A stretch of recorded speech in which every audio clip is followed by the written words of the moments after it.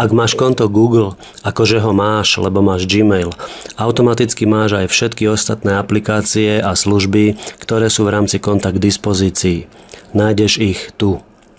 Máš tu napríklad aj online úložný priestor s kapacitou konta 15 GB alebo priestor na fotoalbumy, kde však fotky môžeš ukladať a zverejňovať mimo tých 15 GB kapacity konta.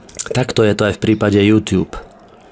Úvodná obrazovka je zoznam náhodne vygenerovaných videí, ale tu máš sekcie svojho konta, napríklad svoj kanál, kde je zoznam tvojich videí.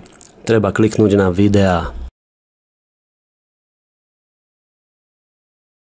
Zoznam svojich videí je aj v štúdiu, kde ich môžeš dodatočne editovať.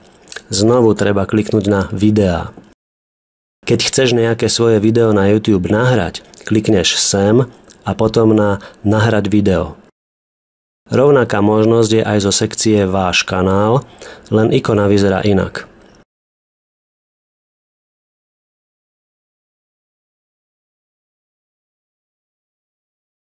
Tam potom klik na Vybrať súbor, ktorý si vyhľadáš a dáš ho nahrať.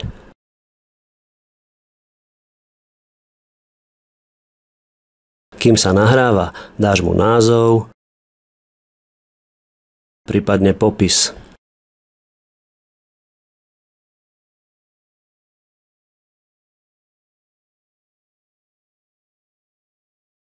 Keď sa video nahrá, zvolíš mu obrázok náhľadu, udáš, či je alebo nie je určené pre deti,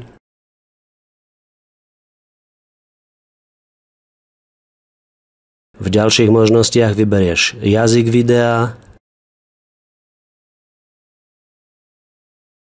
dátum, kedy bolo filmované alebo spracované, miesto, kde sa filmovalo a kategóriu. Druhú stranu ja preskakujem a až na tretej zadám, že chcem, aby bolo verejne dostupné každému, kto by si ho chcel pozrieť, no a na záver kliknem na Zverejniť. Následne sa zobrazí okienko, kde je link na video. Ten si môžeš skopírovať. A keď okno zavrieš, video je v zozname ako prvé. Nachádza sa samozrejme aj v sekcii Váš kanál. Odtiaľ si ho môžeš prehrať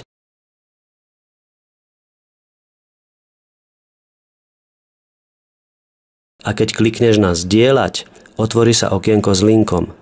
Ten si môžeš skopírovať a e-mailom ho poslať ľuďom, ktorým chceš video ukázať.